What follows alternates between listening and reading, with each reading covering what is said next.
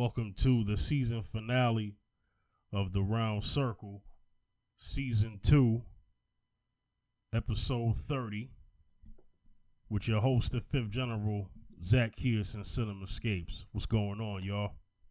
Hey, what's good? What's good? What's good? Good to be here. Good to be here, man. Yeah. So we're going to try to end this show with a bang, talk about some important topics. Our main topics, we're going to get into Breonna Taylor's boyfriend, Kenneth Walker, and his firsthand account of what happened that night when Breonna Taylor was killed by police. And we're going to unpack and really get to the root of what's going on with the Ice Cube situation and his contract with Black America and him being accused of being a Trump supporter when he's not. He made it clear. So we're going to get into that. Let's get into just some quick news. So I just so happened to stumble across this today. They were doing some digging somewhere in Tulsa, man. Some like great cemetery, whatever the heck they was doing. I'll let the video, the audio of the video speak for itself. How they found some remains from the 1921 Tulsa race riot, Black Wall Street. So we're going to get into this real quick, and then we'll just give our opinion. Happening today, in just a few hours, crews will once again search Oak Lawn Cemetery for 1921 Tulsa race massacre victims. We told you back in July they searched the cemetery but did not find any human remains. Fox 23's Amanda Gilbert is live at Oak Lawn with what will be different this time. Ron, what's different is they're going to search two areas of the cemetery behind me, and there'll be two different locations from where they looked back in July. So starting at 7:30 this morning, they will be doing core samplings and test excavations at Oak Lawn for about a week, and the cemetery will be closed to the public during this. Scott Ellsworth, a historian of the Tulsa Race Massacre, says the hope is to find human remains before June of next year, which marks 100 years since the massacre. Family members have wondered for nearly a century, what happened to their loved ones. Their loved ones were all homicide victims. Their family were being held under armed guard illegally at these internment centers. And they were never told what happened to their father or brother or husband or uncle. And Ellsworth says if they are fortunate enough to find human remains, forensic scientists could use DNA sampling to possibly identify victims and give them a proper burial. Live in downtown Tulsa, covering news that matters, I'm Amanda Gilbert, Fox 23 News. Okay, so here's the thing. So that video was played. But here's what happens. Because this is what the article is saying, that crews say they found human remains during the search for. Oh, I'm sorry, there's a little ad. Stop. Okay, sorry about that. That's what happens when you playing off a website and something just automatically just plays on you like that. But anyway, so here's the thing. Let me go ahead. I might have to get off of this thing because I'm getting distracted. Okay, so anyway, now let me now read more into that because that's what the video said. Let's read more into that. So,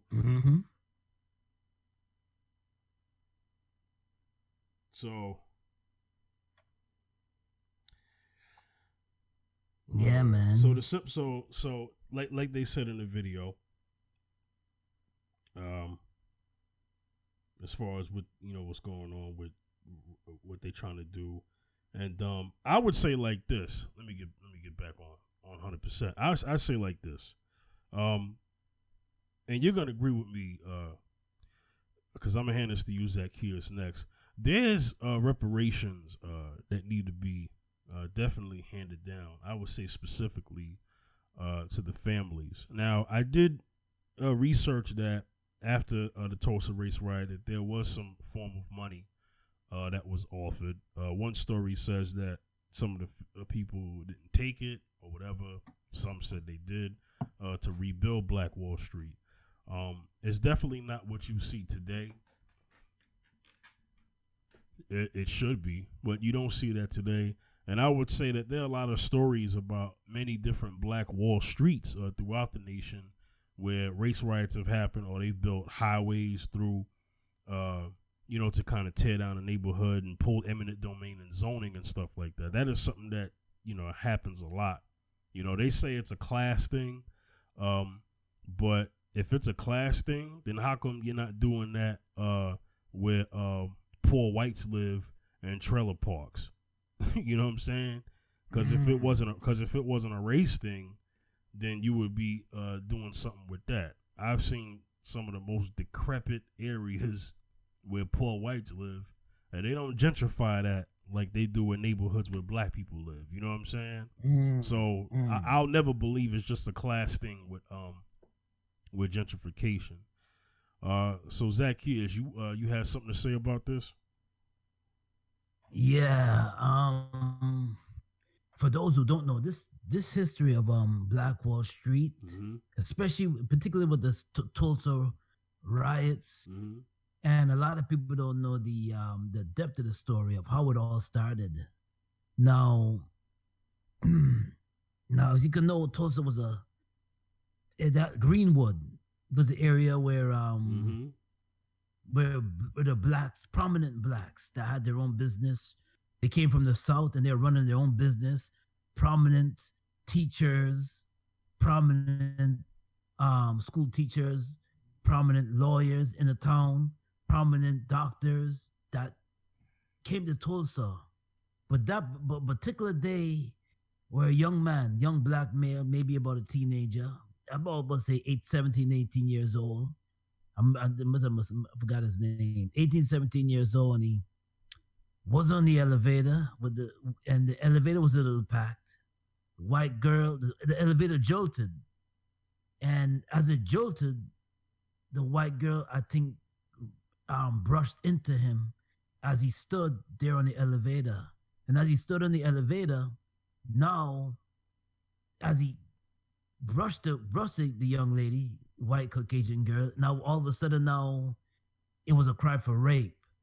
And that's the beginning of the birth pains of the Greenwood massacre, because you see, the thing is that they wanted that black boy lynched. But of course, because we were prominent in our neighborhoods in Greenwood, we wanted to fight. We wouldn't allow that to happen. So the white mobs bared arms and went into Greenwood to burn it down. Now, you would think when you look at this story that you would think you're in World War II when you look at it from the outside, and you look at it and you look at these footage and documentaries. You would think that you're looking at a World War II footage. No, they're dropping bombs. They're literally dropping bombs on black people in a small neighborhood, small town. They literally meant to. They lynched, shot, killed young. We fought, but the amount of white men that came, it was massacre because we were outnumbered, and they shot and killed prominent every black person in sight that they could see to make their point. They burned it down. Now, they had some survivors. They're not living today. I think they had maybe one survivor but she's very old. She was at the time she was a little girl, but they showed her. They interviewed her, and she's seen how much they had to run and panic just to get. They had maybe very little survivors, but it goes to tell you that that going back to what they found today is the pain. Tulsa is still always be remembered for the massacre. Yeah, this is 2020, and they still remember, and they still digging up remains. Yes, our people deserve reparation for that. Right. What do you think? Yeah, it was a lot that was taken. People still there's black folks in that town that still had great grandparents that lived through that. that had parents that lived through that. They're in their 60s now, but they had parents that lived through that. And there was no reparation. No, all it was is just time as time went by. And you seem to brush it under the rug. As time went by, and it seems to be just, okay, that happened 100 years ago. But the remains speak for itself. Yeah. You know? So that's what I got to say about that, you know? Yeah. Cinema.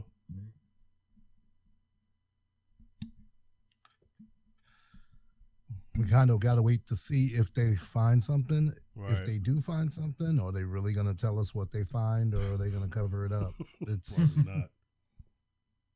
You know. well, probably not. You know, like the video, like just cutting to the chase. Exactly. Nah, for real, because the video was talking about hoping to find something, but then the article said that they found something. So I mean, it must be what you call an updated article, but just with an old video report. But there's no. This is according to Fox 23 News. It's a local Fox 23 station in Tulsa. That's what that's from. But I would say it probably has a lot to do with an updated article where the video was done, but then they updated the article. Sometimes that happens because you get new news and new results, so you have to update whatever. Yeah, that happens with news, right? Exactly. So at first you're like, right, right. You don't know what to expect. But the whole thing is, if something good comes out of, you know, if something good comes out of it, or, you know, and some closure for family lines, because, you know, it's like when they upheaved the elected black officials in North Carolina. It's the same thing. A lot of chaos, and a lot of families just never got closure because they don't know where the bodies of their family members are.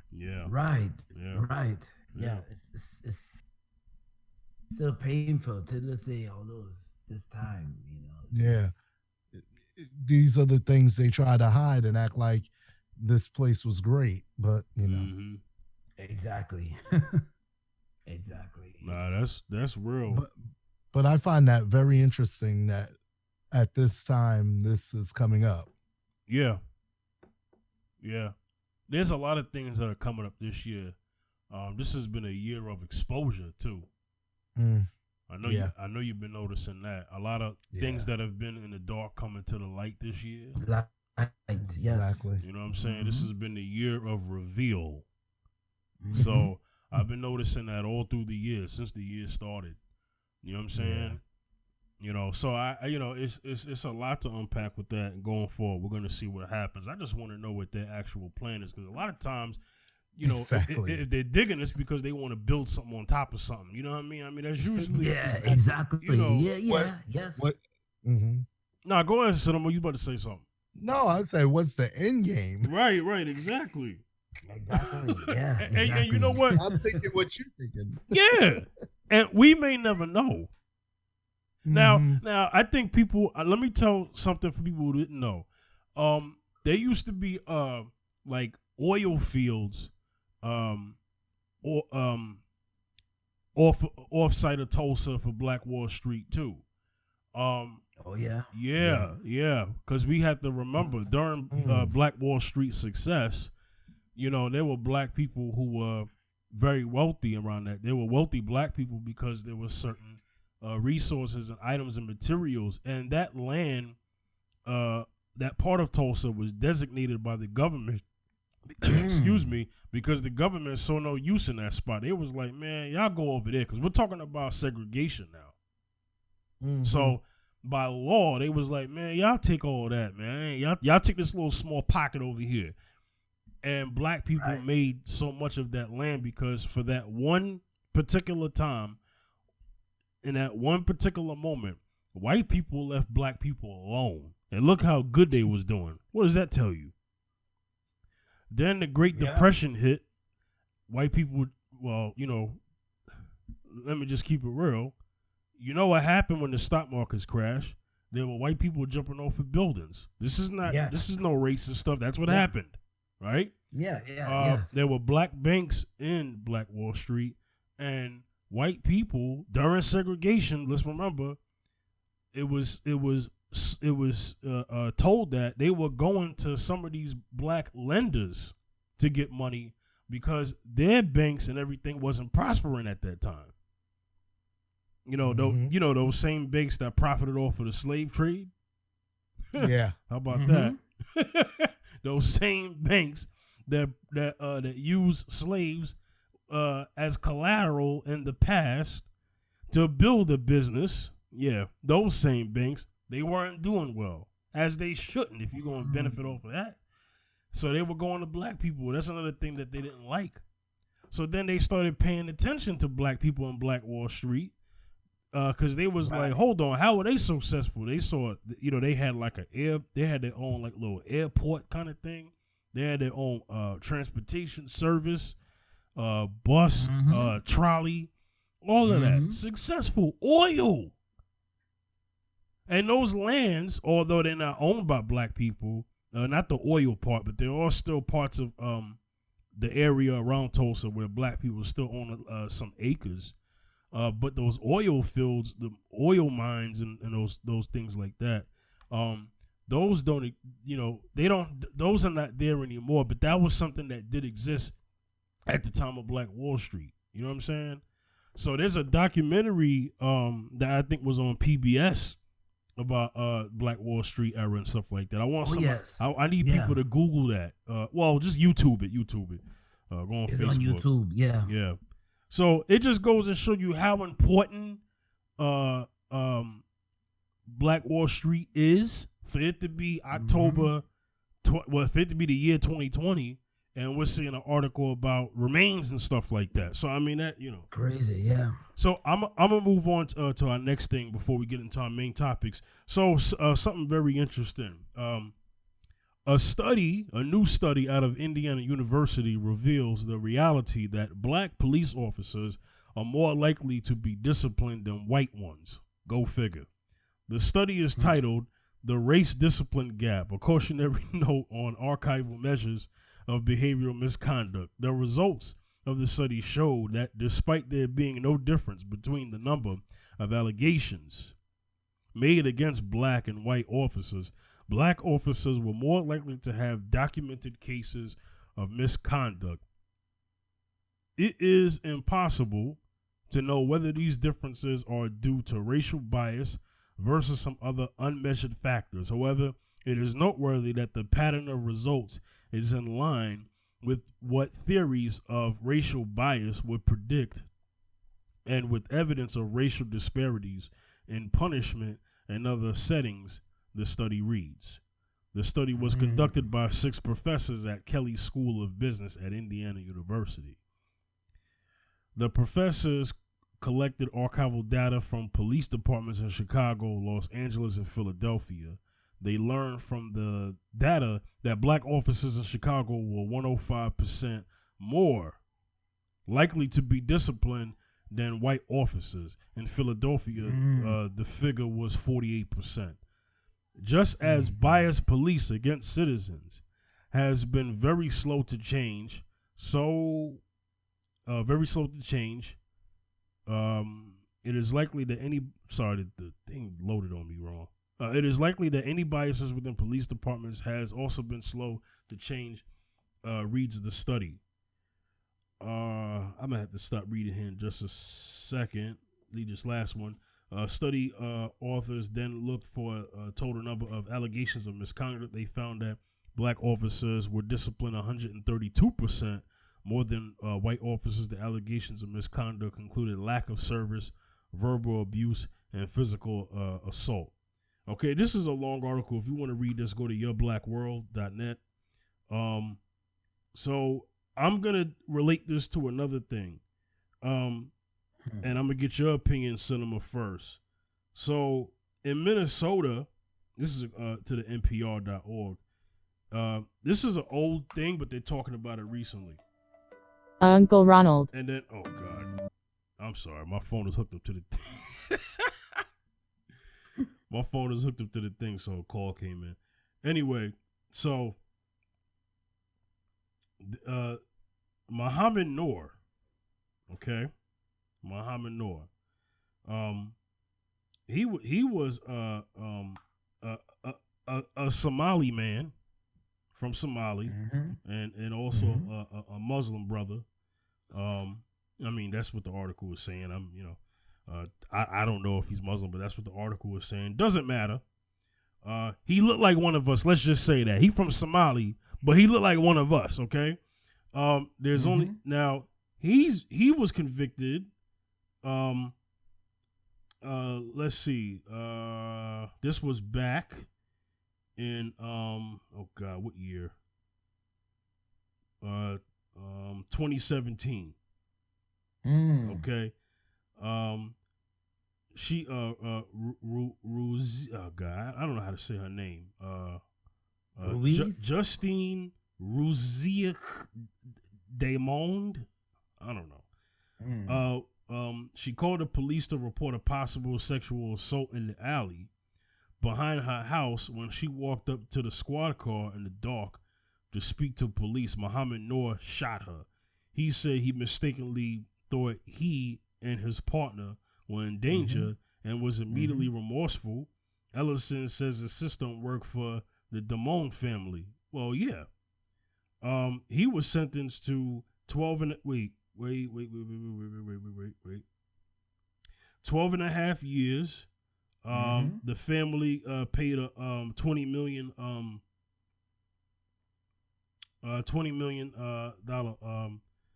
payout. Well, that's what we're gonna call it, settlement. Well, not settlement, but just whatever they call that. You know what I mean? I'm all over the place. But the city gave him $20 million to the family for Justine. But she also got justice. So it's not just money that was involved, but there was justice there too. So, and this is rare because a lot of times you don't see police officers going to jail for police brutality. Cinema, let me get your opinion. Well, we already know. We've covered this on the show a lot. The double standard when it comes, basically, since the beginning of this country, before we were even, with slavery and all those things, and what the origin of the police actually is, we've been dealing with this. And, people are trying to be in the system and do things. And so basically, he makes a misjudgment and it's swift. Yeah. A little kid with a toy gun gets shot and it's not a real gun. Speak on it. Still don't have any justice. Speak on it. Wow. Yeah. Speak on it. Later in the show, we're going to talk about somebody who was laying in a bed, but we'll get to that when we do. Jesus. But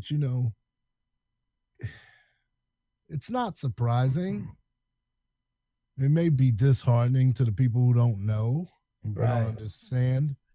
And it's like, we don't want to believe the worst about what we have here. Right. Yeah. In the situation and how things really are, because, people like to be able to sleep at night. I'll just say that.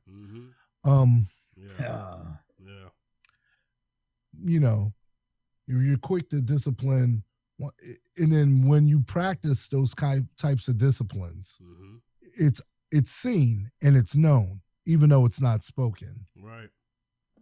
So if you're an officer of color, it's like everything. If you're black, you're on a job. It's like I was on a job, qualified with an audio degree, and somebody who didn't even have audio experience was still getting paid more than me, getting to call the shots, and they were messing up. They were messing up regularly. They have to come to you for advice. I didn't give. I said, "Give me your check." I see. I'm not one of those people. Oh, we're a team. No. If you're making this decision, give me the check. Yeah. Because when they eventually got rid of that person, and then I returned because I left there because I wasn't working under that person, and when I returned and ran the department, it was more efficient. Now, above the head, when they see you prosper, here comes the sabotage. Oh yeah.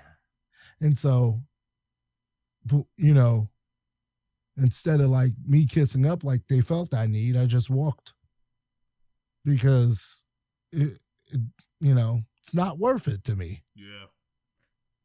It's really not worth it. And so you go to academy, you do all this stuff, you know, you've invested years into your career, and now you're stuck in a situation. And then when you make a mistake, you get the book thrown at you. And if your partner who's not a minority makes the same mistake, he'll be on desk duty and then back in about a year. No, let's try less than a year or something. No, not if it's a media outcry. They can't put him right back. We're less than a week if nobody gets wind of it. So, you know, it is what it is. Yeah. And it's like, I have a lot of friends in law enforcement that are good police, but a lot of these situations we're dealing with, or, you know, there's a lot of things I want to say, but not in this forum. It's above my pay grade, and I don't need visitors. I'll just say that. But you know, until there's some equity on any level, it's like everything you look at, there's no equity anywhere in anything, anywhere. So until you get that, it's gonna be a gross comparison. You know, it's gonna be a gross difference in the comparison of how treatment, discipline, standards. It's like, my man, okay, you know, they got to celebrate that. My man who stole hedge clippers got life for stealing hedge clippers. Oh, they're going to let him get parole. Really? Yeah.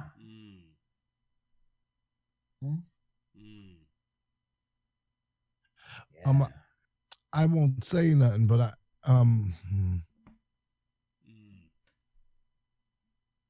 Exactly. As a joke, somebody was in high school and he took the friend's book bag as a joke, and because he was black, oh, he stole it. But it's just something that's commonly done, you know? Right. But when it's a black person, it's different. Yeah, it's different. Yeah.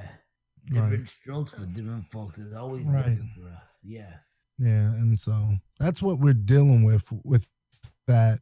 You know, he's fully, you know, it's an old case. He's fully disciplined, and then, you know, and it's like the data doesn't lie because these are people independent, and the data's there. So it's not data they made up. This is data they were given. Right. So it's not a secret. Yeah, that's crazy. Zacchaeus. Yeah, I always say that it's different stroke for different folks when it comes to unfairness, when it comes to different you're one of the boys in your job. Right. And then you can see when you do something wrong as World War III. All of a sudden now you're called into the office. Yeah. You're penalized. You're given 2 weeks or a week suspension. Or if you're running late all the time, oh, why are you running late? But Mr. So-and-so can just stroll into the office like 5 minutes late. And it's there's a tap on their shoulder. Okay, yeah, he's coming in late. It's okay. But if I come in late, it's a different story altogether. It's like, you know, different stroke for different folks. You know what I mean? It's like, you gotta be careful. We gotta cross our I's and dot our T's all the time. Yeah. We can't be hanging out with Timmy. And Timmy's living reckless and driving reckless, and he's in our car, and he's driving us. Oh no, because you're gonna get the slap on the wrist. Timmy will get the tap on his head, or Timmy will get the cheeseburger. Oh Jesus! And you, Dylan. Exactly, Dylan Roof. Yeah. He'll get the cheese. Yep. Well, let's get more deep into this. So it's like, this being said, you know, and people say, hey, well, you know, black people will join the force. Well, there's no place for you there. If this is the kind of stuff that's gonna happen, why would you even join the police force? If you know that, first of all, you shouldn't be doing anything wrong, so that you don't have to get disciplined. But the overall point is that they're making is that there is no blue wall. The blue wall don't include the black. So if you're black, because I remember during that Muhammad Noor stuff, there was no blue wall. There was no white officers getting behind him. I didn't see anybody. I didn't see Chick-fil-A wearing back the blue shirts. I didn't see anybody making any statements about backing the blue when he shot that woman. Did y'all? You could see the tumbleweeds rolling behind him. Right. Because it was like the Sahara Desert. Right. See? There was no blue wall for Muhammad Noor. But I tell you who there was a blue wall for. There was a blue wall for Darren Wilson, the one who shot Michael Brown. There was a blue wall for the police officers that killed George Floyd. There was a blue wall for the police officers that killed Breonna Taylor. There was a blue wall for the police officers that killed Eleanor Bumpers. There was a blue wall for the police officers that killed Sean Bell. There was a blue wall for the police officers that killed Tamir Rice. Hello. But there was no blue wall for Muhammad Noor. Why? Zacchaeus, I'll let you answer that, and we'll get to our next topic. You see, let me tell you something. Officers, as police officers, especially police officers, black police officers, we don't have that type of, because the quick thing, the first thing they say is when you're saying Black Lives Matter, the first thing they say, well, we don't, once you're a black officer, we don't see color, we see blue. If you see blue, then the same privilege should come as an officer, and you don't see blue, then I should be getting the same privilege. There should be a blue wall for me. You know? Mm-hmm. Don't throw me behind bars and treat me like a criminal. Yeah. All of a sudden because I shot a white female, or I shot, rest her soul. But I'm just saying. No, I get what you mean. What you mean is, they threw him in there without even finding out whether it was they did not do further investigation. Right. All they see is a police officer, a black police officer, shooting this lady, and all of them, and she's a white woman, and all of a sudden now, it's like he's the criminal now.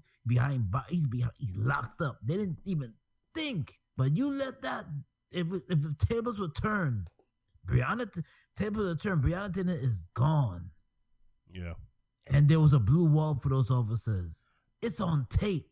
Yeah. It's on video. Yeah. And Eric Garner getting choked out. But exactly. We could go, we could go on and on and on and on. On and on. And that's a good segue into our next topic. On and on. And let me just say, we're not justifying what happened to Justine. We're just saying that have that same energy with other police officers. I don't agree with the blue wall silence or the blue wall protection.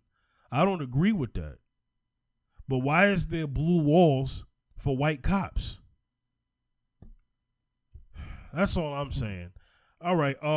Very serious here. We get to hear Kenneth Walker's first-hand account of what happened the night Breonna Taylor got killed. Out to eat, went back in the house, playing, watching a movie. Take us to that moment when your life really changed forever. It was a loud bang at the door. Nobody was responding when we were saying, "Who is it?" You all did ask, who is it? Several times, both of us. And there was no response. You know, the police say that they said several times, it's the police. If they knock on the door and say who it was, we can hear them. It's dead silent. I know 1,000,000% sure that nobody identified themselves. So the next thing you hear, the door flies off the hinges. Are you feeling afraid? Definitely afraid. But I don't have much room to be afraid because I got somebody here that I got to take care of. So you hear the heavy knocking, and what do you do? So now at that point, we're getting up to put on clothes, make ourselves decent to answer the door. Then I grab my gun. We should also say you were licensed to carry the gun. For sure. That was the one time I had to use it. I mean, if it was the police at the door and they just said we're the police, me or Breonna didn't have a reason at all not to open the door and see what they wanted. So the doors fly off the hinges. I let off one shot, and you know, I'm figuring if somebody's trying to break in or something, they're not gonna want to do anything after that. And after that, what happens? You know, I don't think I ever heard so many gunshots like all at the same time. I've never been to war, but I assume that's what war probably sounds like. One officer fired 6 shots, Officer Mattingly. Officer Cosgrove fired 16 shots. Officer Hankinson fired 10 shots. That is a lot of firepower. I still try to make sense of it to this day. There was definitely nowhere to hide. There's bullets coming in every direction. When did you realize that Breonna had been shot? I guess in the middle of all the gunfire, like she screamed, but like I was holding her hand. You were holding her hand? Yeah, like while this was happening, I pulled her down to the ground. But you know, she was just scared, so she just didn't get down. So in the middle of all of this, you realize that she's been hit. Was she alive at the time? She was still, and when all the gunfire stopped, she was like bleeding and stuff, and I was holding her. You know, then that's when I called my mom. You called your mom first? Yeah, I told her that somebody just kicked in the door and shot Breonna, and she's freaking out at this point, but she told me to call 911, so I did. 911, Operator Harris, where is their emergency? I don't know what's happening. Somebody kicked in the door and shot my girlfriend. While you're on the phone, you don't know it's the police. I didn't know it was the police, not at all, and I even proceeded to tell 911 that, you know, somebody just kicked in the door and shot my girlfriend. You know, if I knew who it was, I would have said the police, or I wouldn't have been calling the police on the police. Like, that doesn't even make sense. Where was she shot at? I don't know. She's on the ground right now. I don't know. Is she alert and able to talk to you? No, she's not. Breathe. God. In the midst of me talking to 911, I'm like, well, Breonna's mama should know about this too. I hung up on them and I called her mama. The police didn't come rushing in? Not at all. I don't think I realized that it was the police until I was on the phone with Breonna's mom. I hear like people outside talking. I thought they was, you know, coming for help because I called 911. So you think they're coming to help you? Yes. So when I come outside, there's guns pointed at me. You know, I'm being threatened with dogs and whatever else. Don't look back. Put your hands behind your head. You're a person, that's what's going on. The officer asked me, was I hit by any bullets? I said no. He said, that's unfortunate. So that threw me off too. So I'm like, let's stop it right there. There's more to that. About a good 3 more minutes. He said they asked him if he was shot, and the police officer said no. He said no. Police officer said that's unfortunate.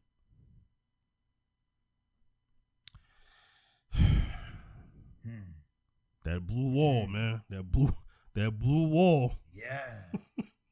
That blue wall. Let me keep it playing. What's he mean by that? That's unfortunate, he said to you after you've just lost your girlfriend and you don't know what is happening. What did you think when he said that?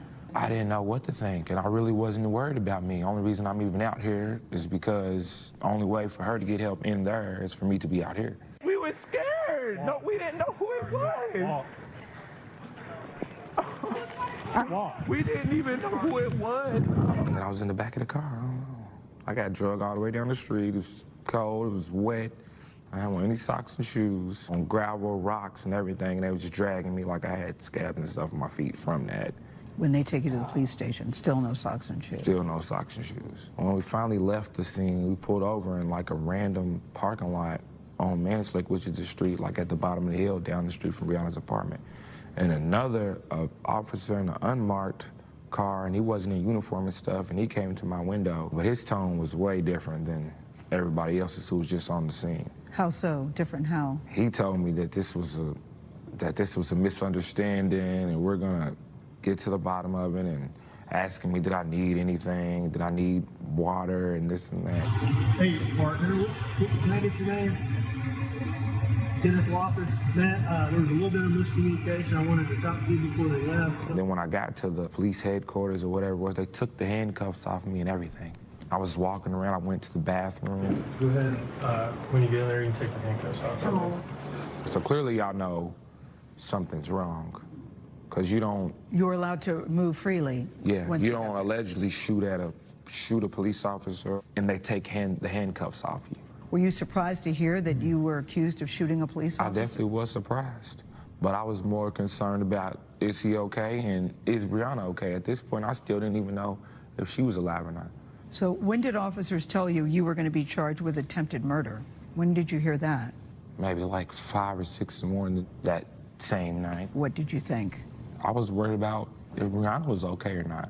When were you finally told that Breonna didn't make it? I never really got told, like, directly. I saw it on the news. That's how you heard Breonna Taylor died, on the news? Pretty much.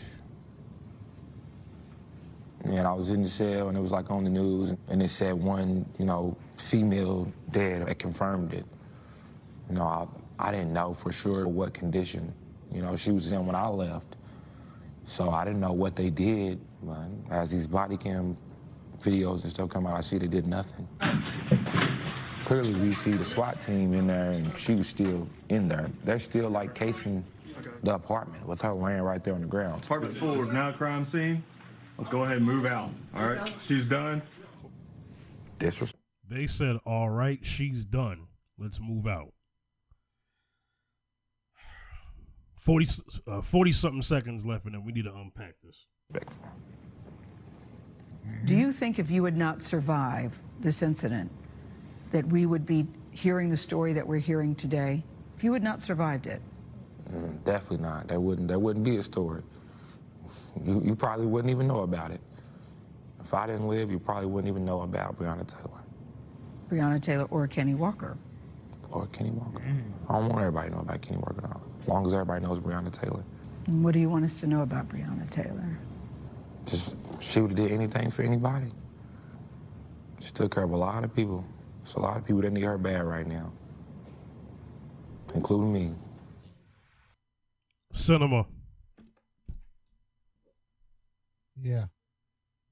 What's your take on this?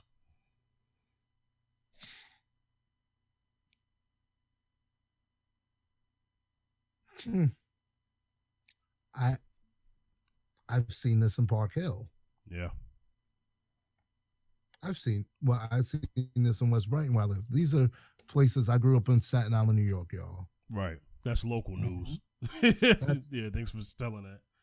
So I'm gonna, that's not even the South. Yeah. You know what I'm saying? This is New York City, one of the 5 boroughs of New York City. Exactly. And I've seen things like this, and we've had stories like this, you know. White people, when Park Hill was new, before Wu-Tang, anything, when Park Hill was first built in the 70s. Yeah. This is why my family moved out of Park Hill and moved to West Brighton. White people came because black people really didn't live on Staten Island yet in the 70s. Mm-hmm. And the cops came. There was a thing between the people in the neighborhood who were black minorities and these white people. And the cops came and they pointed the guns at the residents. Wow. And that's on Staten Island in the 70s. We were out of Park Hill on the somewhere, but you still, we have to teach our kids how to conduct ourselves because we can't live normal lives. You have to teach your kids how to interact with the police and hope nothing happens. Yes. Number one, the fact The rudeness. I remember something happened. My tire was flat. How many tickets do you have on your license? I had none. The guy had to give me a ticket. I was in front. Where do you live? That's when I lived on Grandview. In fact, I live right here. It's right here on my license. Where do you live? Right here. This is where I am. A cop, I was working in childcare, and a cop gave me disorderly conduct from having a noisy muffler. And that's when they were trying to give every black person in New York 3 strikes. So with all that, I said all that. So you understand what I'm saying when I get to this in this particular situation. Because there's a lot of pent up crap I've had to deal with. Yeah. Personally. And seen friends of mine treated like this. Even in audio school, when we're in audio school, outside the audio school, the police used to harass us. This is just normal. And this is bullcrap. He's licensed with a gun. He's charged for murder. He's not even told that she's dead. He found out on the news. Number 2, you heard what the SWAT guy said with your own ears. You heard what the cop said. You heard what the cop told him. You heard the stuff off a body cam. Everything that happens corroborates his story. Oh, and also today, because we're recording, what's the 20th today? Yeah. Today, before we went to air, the judge ruled that the jury would talk, and the members of the grand jury broke their silence today. And they said they weren't even given a chance to indict any officer for homicide. Yeah. Speak on it. That's on your Yahoo page today. Yeah, I saw a glimpse of that. I didn't get a chance to read it, but I did see that. But basically, they never planned on giving Breonna Taylor justice because they don't give us justice. Yeah. No, that's real. That's real. They don't give us justice. That's real. You want to treat somebody like an animal, and then when somebody, what happens when you put an animal in the corner? They're gonna do whatever they need to do to survive. Yes. And then you're gonna try to blame that animal? You cornered somebody. You just come up into somebody's house, the wrong house. The guy's already in custody. Things we talked about before. And this is how you do it. And it was a major mess up. You don't announce yourselves. 10 bullets, 16 bullets. Yeah. 6 bullets. Yeah. Abner stuff. Yeah. Amadou Diallo. Yeah. Diallo. Right. Sean Bell. That type of shooting, that many shots. Yeah. Right. Yeah. That was 41 shots. Right. For a guy pulling out his keys. Yeah. Wallet. And the other guy was another situation who I named. Yeah. But we won't even go there. Yeah. 60 shots. Yeah. Exactly. Yeah. He was 60 shots. That's why he came first. Then you got 41, 60. Yeah. Why are this many bullets discharged? Yeah. That means you're reloading. And right. and let's also do this. They didn't even check her body and give her aid. They said, let's move out. All right, she's done. This is obviously an execution. Yeah. This is an execution.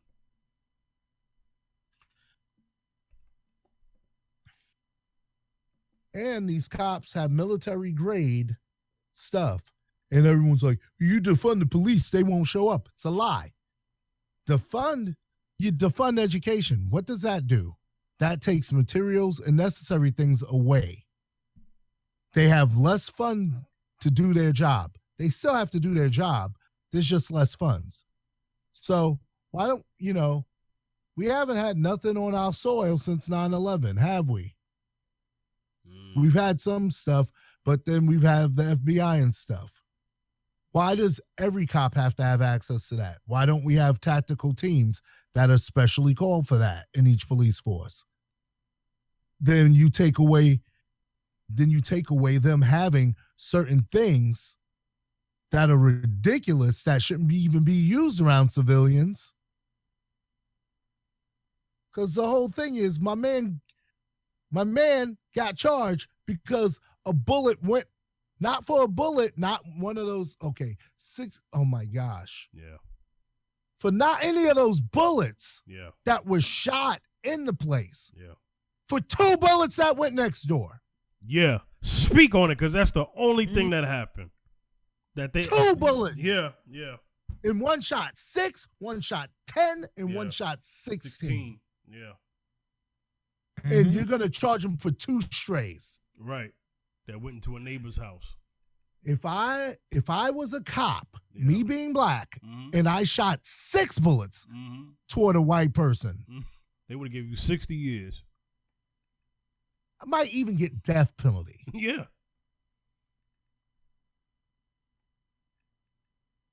But she's done. Yeah. Let's get out of here. Let's move out. No aid, no nothing.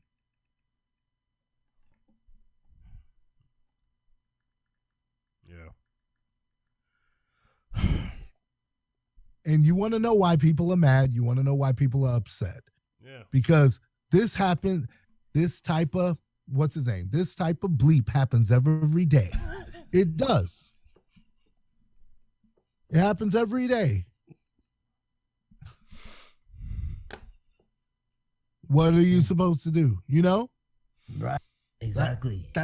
Why does our music reflect that? Because that's what happens to us. And you like it, you glorify it and all that, but you don't got to go home to it. Yeah. Like Pac said, we live next door to the criminal. We don't want the criminal, but you're treating us just like those criminals. And we fighting them too. Exactly. Yeah. It's straight up. Yeah, I'm done. Zacchaeus. I'm done for now. Right.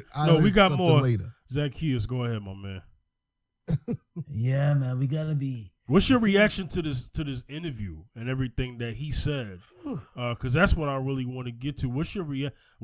So he had the interview with Gail. Yes. Wrong person, because I didn't want him to interview with Gail, but I'm just glad he got a chance to tell his side. But this is what the guy explained. You know, he was like this. Yeah. He said, now, one point he made during this interview, and I want to just bring this up real quickly. One point he made, he said, why would he? The question is, why? He even asked this question: why would he call? If you knew it was police, you think he would have called the police when they were shooting, when they were breaking down his door to get to them and shooting and breaking up. Well, actually breaking on the door. He called the first thing he did is one of the first things he did. He got up and he was and he was telling Breonna to stay down. I think somebody's breaking in.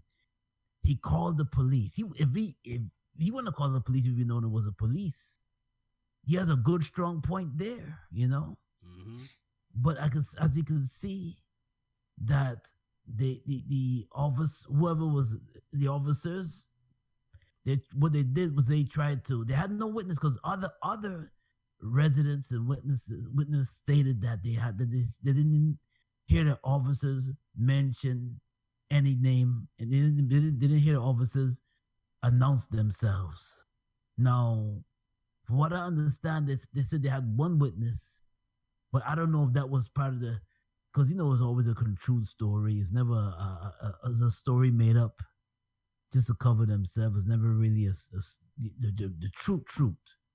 And I'm glad he's survived to tell his part of the story, because if he was gone, it would have been a close case. That's what I gotta say about that. Yeah. It's a shame. Yeah, man. Yeah. Just sitting in bed, man. Come on, man. You know, we've been let me tell you something. I know some people are like, dang man, you played an interview for a minute. The interview was longer than that, but I just played that. This is the people's news, man. Okay, so we're gonna play. We're gonna make sure we report all of it. You know what I'm saying? But I want to say, I think people have to recognize this second half of the season. We've talked a lot about Breonna Taylor, a lot, and I want people to understand that there was a sense of care, for her death, that we took heed to talk about whatever we need to with her. We made sure that we supported, in any capacity that we can, to speak about what happened to her, because she's not here anymore. So I just want people to understand that we definitely dedicated this. I would say this whole second half. If anybody has listened to the past, out of the last 10 episodes, we've made sure that we really uncovered anything we heard about Breonna Taylor's situation. You know, so you know, this is why we had to do this tonight. But we do have to move on, because we have our last subject of the day, Ice Cube. So he has what we call a contract for Black America. It is like some type. It was like I would say like a type of legislation point plan or whatever that you would call it, in terms of what the Congress or the president would have to adhere to in terms of a Black agenda, his idea, and him working with other people, other experts as well, to add to this thing so that we can get the things that we need for Black folks in America. So I'm going to go ahead and play an interview he had with Chris Cuomo, because I think it's very important, because he's been accused of being a Trump supporter. He hasn't supported any candidate, and this is all he wanted to get clear. So here is Ice Cube on Prime Time. Thank you for taking the opportunity, brother. I appreciate it. Thanks for having me. Chris, your lead-ins are a little misleading. How so? Well, the Platinum Plan is not my plan. I came up with the contract with Black America, and I didn't run to go work with any campaign. Both campaigns contacted me. Both campaigns wanted to talk to me about the contract with Black America. One campaign said, "We love what you have, but let's really dig into it after the election." Ooh, I'm sorry. Let me go back. And one campaign said, "We love what you have. Do you mind talking to us about it?" And that's what I did. So I didn't run to nobody.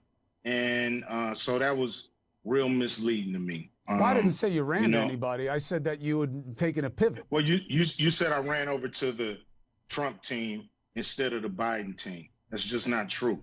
Well, but you are working with the Trump team instead of the Biden team, and people are giving you heat for it. What do you say to them? Well, I'm willing to work with both teams, but I'm just working with whoever is willing to work with me. So the Trump campaign came to me and asked me to explain to them some of the contract with Black America. That's what I did. I'm not playing no more of these games, these political games. We're not part of a team. We have very broad problems, especially the wealth gap in this country when it comes to Black Americans. So I'm going to whoever's in power, and I'm going to speak to them about our problems specifically. I'm not going there talking about minorities. I'm not going there talking about people of color or diversity or none of that stuff. I'm going there for Black Americans, the ones who are the descendants of slaves. And that's what I'm going to talk to anybody who's in power with that. So if anybody got a problem with that, it seems like a personal problem. Well, here's the problem, and it is very personal, as you know, for a lot of people of color, because they'll say, well, why would you pick Trump when he says there's no such thing as systemic inequality? I'm not picking nobody. He's the president. But why do you think he'd want to do something for the community when he says there's no such thing as systemic inequality? I don't know what he want to do. I just know what the man said. I know what he said to the country. I've never met Donald Trump. So I don't know what he's going to do. I just know what he said he was going to do. So Both of them have a plan. Both of them say they're going to do something. And who knows what's really going to happen after November 3rd. Nobody knows from each side. We're all hoping that candidates keep their campaign promises. So that's just it. So let's look at it this way. I think that you're right to be skeptical. Let's start with the Democrats, because even though there is a traditional connection between black voters and the Democrats, you could also say you've been let down or forgotten by Democrats in a lot of situations that would have mattered. Then you say, all right, so then what makes one side better than the other? That's where you get in trouble, which is, do you really think that Donald Trump can be trusted as much as you could trust Joe Biden? I don't think I'm not trusting any of them. I'm just going by action. That's all I'm going by. I'm not going by words. I'm not going by rhetoric, not going by media spin, not going by none of that. You know, I'm not on nobody's team. I'm not on Team Blue, not on Team Red. So then I have that wrong. Hold on. I'm an independent person, and I believe that's what black people need to do, is become independent, and we need to get something for our vote. You know, that may not happen, but it's going to happen. It's got to happen. It's got to happen. Nothing changes if nothing changes. Look, if I had brought you here to fight with you, you would have known it. What I'm saying is, I think I did get it wrong, and I want to make sure I get it right. So saying you're working with the Trump team is wrong. What you did was, when they asked to talk to you about it, you said yes. If Biden had asked to talk to you about it now, you would have gone to them the same way. It's not about you choosing anything. It's you working with everybody who's got a chance of doing anything. I'm working with whoever's in power. Yeah, I'll work with both. Whoever's in power, I'm going to work with. So whoever wins, they'll hear from me. Okay, so I'm glad you came to clear it up. So Ice Cube is not with the Trump campaign. He's just given his ideas, and anybody who wants to do something with him, fine. Do you believe they are doing anything with your ideas? I believe, they looked at the contract with Black America and they updated their plan, but it's their plan. I have my plan. My plan is broad. It goes beyond the public sector. It goes into the private sector, banks, even the movie industry. So we got to deal with a lot of different, companies, corporations, and even government when it comes to solving this problem. I believe it's a bipartisan problem.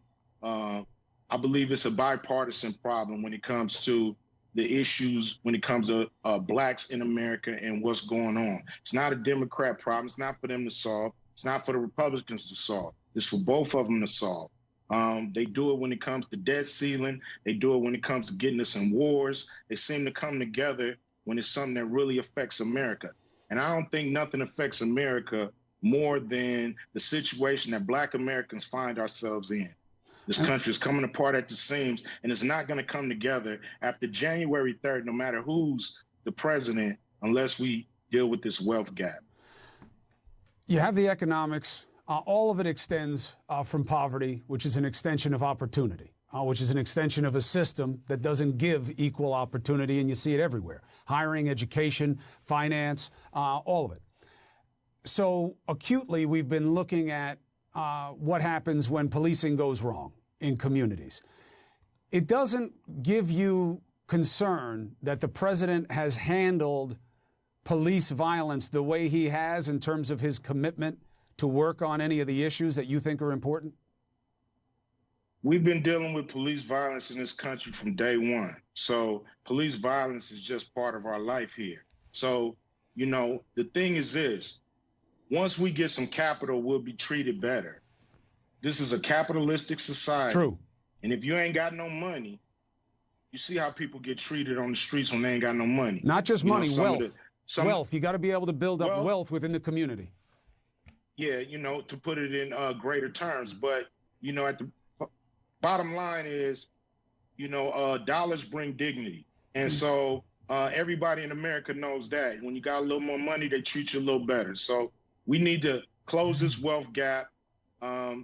You got people, making families making $120,000 or worth $120,000, and you got black families worth $200. It's just an enormous wealth gap that keeps growing. It's not getting smaller. Do the research, and you'll see this is the problem in America. It's because black people have no capital. We own half of a point when it comes to all the wealth in America. Half of a point. 13.5% people living off half of a point. We cannot survive in America another 100 years living like this. The issue is real. The problem is properly identified. They do have access to capital of about $500 billion, but it doesn't say that it would be earmarked within the Trump plan for communities of color. But we'll see what you can get done. And I make you this promise, not just because I'm a fan, but the issue matters. As you learn and as you see action and reaction or inaction, you have a place on this show to discuss it. That's a guarantee. I appreciate it, Chris. Yeah, I'll be back to discuss and let you know what I know, what I find out. But I'm gonna give it to you straight up. It's the only way I take it. Side. It doesn't go well any other way on this show. Ice Cube, I wish All right. you the best. Stay healthy. Be well. All right. That was. Let me say this. I'm glad that he got a chance to talk to somebody about this. I wish he would have had an interview with somebody in black media clarifying his things first. Maybe he did, but we just didn't see it. But I'm actually glad that he got a chance to clear this up on a grand scale, because I saw a lot of people on Facebook and Instagram calling Ice Cube a coon. That's not a coon. He didn't coon. Yeah, well, because they're not listening to him. They're reading headlines written by people who don't mean him any respect. Right. And number one, if you want to know the plan for Black America, he's been talking about it on his Instagram the whole year. Thank you. So these are people who don't live. They're not going to him. Y'all know I'm a Cube fan. Y'all know I'm following him everywhere on social media. You already know. Yeah, they're not going to him. I saw an old interview with him months ago about this. This is nothing new. Right. He's talked to This has been going on for years with him, even before Big Three. Big Three is part of that. Right. This has been his plan. If you listen to his records, like his deep cuts, right. He even had a song called "Us" to the Black community on the on Death Certificate, talking about what we need to do. He always deals with us. Right, He's been doing that since he was rapping. He was a kid. Well, Well, but you know what I'm saying? Right. It's like. Yeah, but this is the. But let's also do this real quick to kind of help what you're saying. Right. Okay, we know his ideology. That's very old. But we're talking about the particular plan that he wrote up. What the problem is that the reason why he's catching heat is because of the history that you know and I know about him. They're trying to call Ice Cube a hypocrite because of what we've always heard from him and his influence from Public Enemy. And instead of listening to what he's still saying, because this is what people are doing, they've listened to Cube in 89, 91, 92, 93, 94, 95, Players Club era, Friday era, Players Club era, or We Dig It era, and then they stopped listening to him. And then they peek, and then they peek their head up today and say, "Oh my God, what happened to Cube?" That's the problem I have, is that you're not paying attention to Cube today. So then you think that's what he's doing, but that man is not doing that. And I'm glad he made what he made clear. He said, first of all, ain't nobody for us. Exactly. Well, he's been saying that for 3 years. Thank you. And still saying that. The whole thing, that's the whole thing. Right. This isn't new with him. Right. This is you getting exposed. But the whole thing is, the biggest problem is you're getting your information not from the source. Right. You're getting your information from media outlets that have spin. I don't care what you think. Every media outlet, every news outlet has spin. Absolutely. because it's about getting you to watch. So the more controversial, the more outrage, sensationalism, the more hits, the more comments, the more monetary gain you make for hits. Sensationalism. That's the game now. Yeah. So you need facts. If you're gonna come for Cube, you better have facts. Yes. Yeah. Because the whole thing is he ain't out here telling nobody to do nothing. He's saying what he's saying, and he's saying what he believes. Yeah. And what it is because you have cancel culture, when it's not popular, they want to cancel you because it's not in what the mainstream's saying. But where's freedom of speech when it's for a black man? Remember, there goes that double standard we talked about earlier in the program. Oh, and listen, and also to help this, I'm glad he said at the top of the interview, well, one campaign said, we'll talk to you later. And the other campaign said, let's talk now. You can't blame Ice Cube for that, people. Right. Right, exactly. The reason why people are mad is because they really want to be mad at Joe Biden's people. These are Biden supporters who are calling Ice Cube a coon. Wait, how is Ice Cube the coon when he's the one who said that they didn't want to talk to him now? They said let's talk later. That sounds like you not being treated, your issues and agendas not being treated as a priority, and that's always been the situations with all politicians. Day one. Well, you see, the thing is that as soon they did it to Steve Harvey too. As soon as a celebrity of a black celebrity meet with Trump, automatically he's automatically a coon. His situation is slightly different though, but keep going. You know what I'm saying? So it's like they're trying to, you can't just jump on. You know what I mean? Sometimes you gotta listen, and you gotta look at, like look for Ice Cube, for example. I know when Ice Cube was. I knew Ice Cube was not for Joe Biden or Trump. I knew automatically he was gonna say, you know what, whatever is to fit our agenda, that's what I'm gonna work with. I know he was gonna do that even before this happened. Let me say real quick. I don't mean to cut you off. Ice Cube has always been the West Coast public enemy. I'll just say the West Coast Chuck D. Right, Cinema? And who produced his first album when he went solo? Them. Public enemy. Thank you. Ice Cube has always been what we would call the West Coast version of Chuck D. So he's never publicly supported any candidate through my lifetime that I know of. Exactly. I'll never have dinner with the president. Yeah. And if I see your A again, I'll be hesitant. He even called out Eazy-E for going sit with Bud. Oh, no Vaseline. Come on. Yeah. Oh yeah, that's it. But this is what I'm saying. Oh, I'm sorry, Cinema. Let me let Zacchaeus finish his point. Okay. Yeah, go ahead, bad. Zacchaeus. I'm sorry. Oh no! I just got excited when you said gasoline. Classic tune. Classic. Anyway, yeah, but but I was about to say, man, Cube has always been conscious and an activist for our agenda. Always spoke out vocally against injustice. You listen to his music, and a lot of people, they just jump on the bandwagon and say, "Oh, he's a coon," because you're running with Joe Biden's party.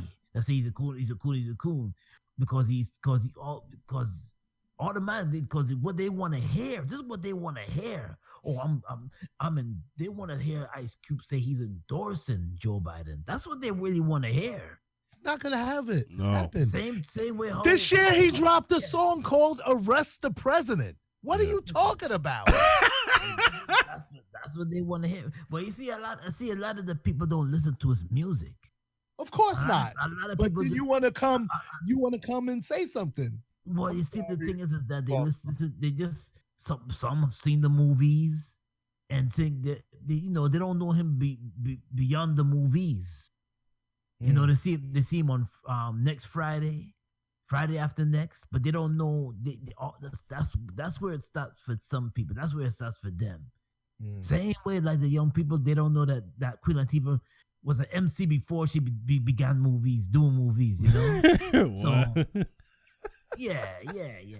So it's like they do what I see. What's the detective from SVU doing rapping?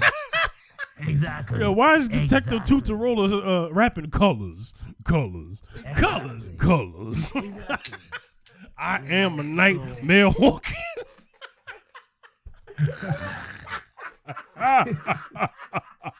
Exactly. Yo.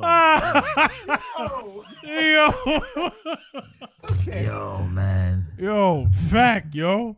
But that's exactly what we're saying. It's like you don't have enough info on these people. And like if you knew anything about their background, how foolish it sounds. Because I ripped a picture and I was gonna send it to y'all. They put Ice Cube's face on Trump. And I'm like, really? Exactly. They have no idea. They just running with the bandwagon. But that's what I mean. Yeah, they just running. Yeah. But and Zachy, while we're here, Zachy, I gotta get myself together because that colors thing took me out. Wouldn't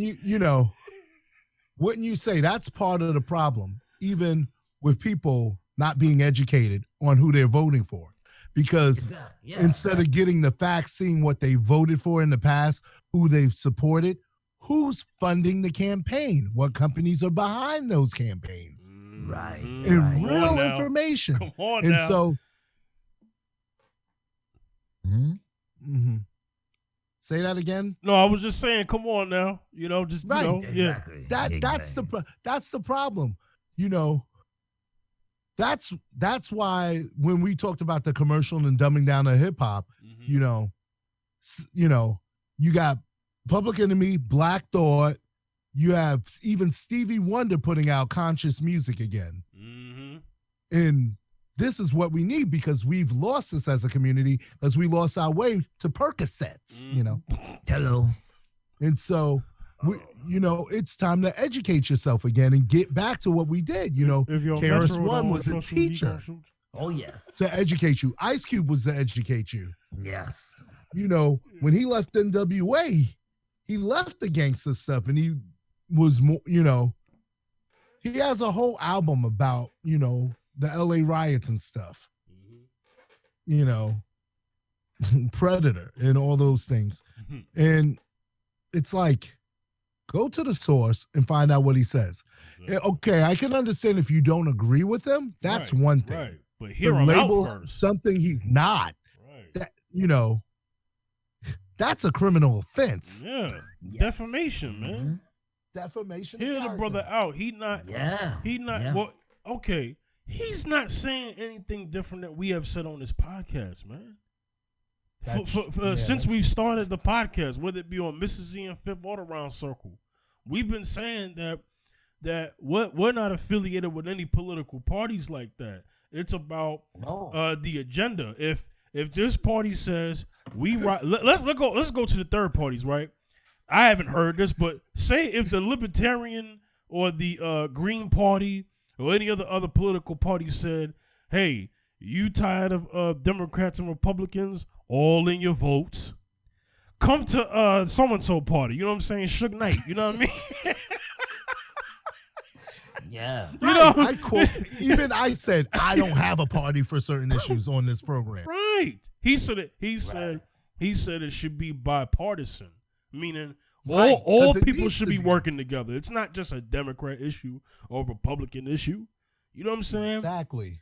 So, and then, he said on another interview with Tone Talks, where he said, here's a guy who's been a politician for 4 years, and then another guy, He's been a politician for over, 30 years or whatever, how long Biden been in Congress and then, vice president with Obama. And he said he was in Obama's administration as vice president for 8 years and didn't do nothing and sat by. So what makes you think he gonna do something now? That's what Ice Cube said. This man ain't saying nothing but the truth, man. Triggered. Yeah. Yeah. Oh, but some people are gonna probably call us Trump supporters because we ain't rock. Police. Anybody from New York ain't. You see even how the governor of New York treats that dude. Anybody from New York City or New York like that from that time, our time, police. What's that, Roger Rabbit? Please, Eddie. We're probably gonna be accused of being Trump supporters because we're talking about Biden's dirt too. Now we went in on Trump from day one. If anybody is familiar with Mr. Z and Fifth, the name of the first episode is called President Agent Orange. Agent Orange. Yes. Exactly. Okay? That's 2017. That's right. First episode. We banged. Agent That was even Orange. before this show even Thank you. was even a thought. Thank you. Then the round circle came. Exactly. The first media out of any of us was Our last episode was titled COVID 45.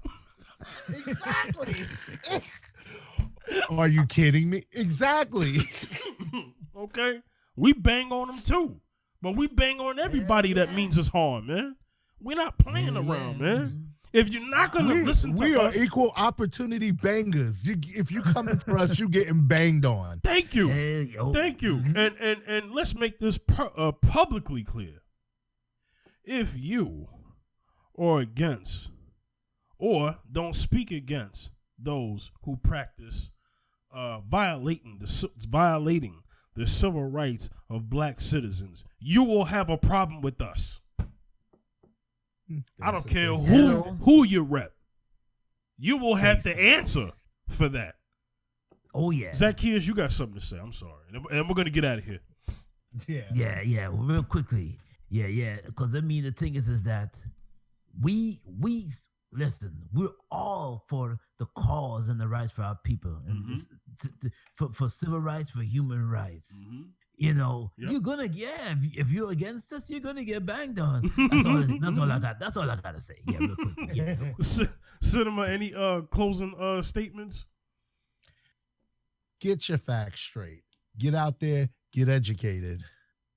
If you want to vote Democrat or Republican, that's your business. I don't care. Right. But if your party and your people up here letting stuff like the Breonna Taylor stuff and all that, we go in on that stuff constantly. Yeah. And so if they're quiet about that, you may get your feelings hurt. Yeah. I'm sorry. I'm not sorry. Right. That's what I'm talking about, man. This was the season finale. Any shout outs y'all want to give the audience? Zacchaeus, you go first. Any shout outs you want to give the audience for listening? Yeah. Quick shout out to my friend Kareem Page for tuning in. Also, from Matt Morgan, brother that enjoyed the show, for tuning in. Also, I got a few others that enjoy. Thanks for tuning in, y'all. That enjoy watching the show. That look forward to the show. My brother Ray, that's he tunes into the show. He likes the show. Also, who else shared the show that said, "Oh, where's another episode?" Always likes the episodes I share to them. For those who forgot, I'm sorry, but there's a lot of people that enjoy the episodes that said, "Listen, when y'all coming on, I look forward to seeing our show." So we have more coming soon too. Look forward to it. So yeah, thanks for listening, y'all. For real, that is beautiful, man. And we will be elevating the podcast to video very, very soon when the season comes back. That's a must. There's been some technical difficulties that have prevented that, but it's coming. It's coming. Yeah. Cinema, any shout outs you want to give to the listeners? Anything you want to say special to the audience who stuck with us? We really appreciate you, man. Yeah. We really appreciate you for this, Mr. Z and Fifth. Yep. And then soon I'll be starting one too. Yes, and we'll promote for that when definitely. Mr. Z and Fifth is going at. It'll be. It's gonna be called Live Cinema. The page is set up, but I'm still prepping. Okay. That's what's up. And also check out the what's the Instagram page? Oh, I'm sorry. Go to almost forgot. For those who want to connect with the Round Circle specifically, go to @TRC Pod. That's on Instagram.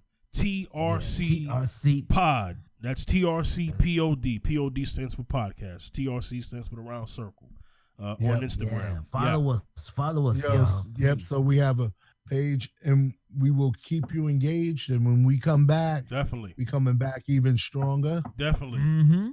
Definitely. And we'll also be having content for you. Also, Mr. Z and Fifth's coming back too. Exactly. Yo, yeah, we coming. Yeah. We have more content to come. We'll definitely have that content. We definitely need to push that. Announcements will be coming. Just pay attention to our social medias. There are things that are in the works, and I can't wait until they actually launch. I want to give my respects to all the people who listen to us on Audio Mac. For the people who listen to us on iTunes, I see that listenership is growing. Yes. Spotify, most recently Amazon Alexa, Amazon Music. I've been noticing an uptick on those. So I want to give a shout out to our faithful listeners. And yes, video is coming. Yeah. Okay. I know a lot of people have been wondering, but video is coming. So we definitely appreciate that. Cinema will be a guest from time to time on our show, as always, on Mrs. Z and Fifth when that comes back. Yes. Yes. Mrs. Z and Fifth will launch sometime at the end of this year. We need some time to plan and prep for what we want to do this season. So we're gonna definitely we might do some things a little different coming up. Since Cinema is having his podcast, and we'll be featured on each other's work. Most definitely right. So you're always gonna hear us. We this is how we like to view our the Round Circle. The Round Circle is basically our Voltron. This is where we all come together.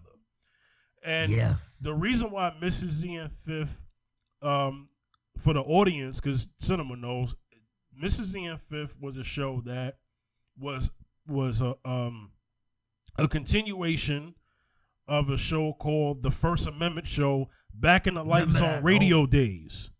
Yeah. So it was never about not having cinema. Cinema was always by. But I just wanted people to understand that Mrs. Z and Fifth is a rebirth of an old internet radio show from 2008. Right, so, the original show. Right. First Amendment show. Exactly. Yeah. So that's why that got launched before TRC. But TRC is our creation together. So that will always continue. All right. So we're going to get up out of here. The Round Circle will return next year of 2021. Bigger, better, and bolder. We're going to sign off. We're going to say peace and God bless. And we'll see you when we see you. Oh, wait, hold on. Let's not forget our social medias. Zacchaeus, you go first. Sorry. Oh, yes. Y'all can hit me up at Zacchaeus B73 on Instagram. Also on Facebook. Wayne Zacchaeus Backus on Facebook. Yeah. Also on Twitter. Can't forget Twitter. Yeah. Wayne Backus 2 at Wayne Backus 2 on Twitter. Yeah. Yeah. Hit me up, y'all. Definitely. Cinema. You can hit me up at Cinemascapes Music on Facebook. Cinemascapes and Cinemascapes Music on Instagram, Cinemascapes on Twitter. And, you know, you hit those, you can hit everything that I hit because they're all connected. Okay. All right. Y'all can get at me at the almost said the other one. At the Fifth General, Instagram, Facebook, and Twitter at the Fifth General. Don't forget the Round Circle page at TRC Pod on Instagram. All right. All right. So this is the Fifth General, Zacchaeus and Cinemascape signing off. We'll see y'all next time. Peace. Peace.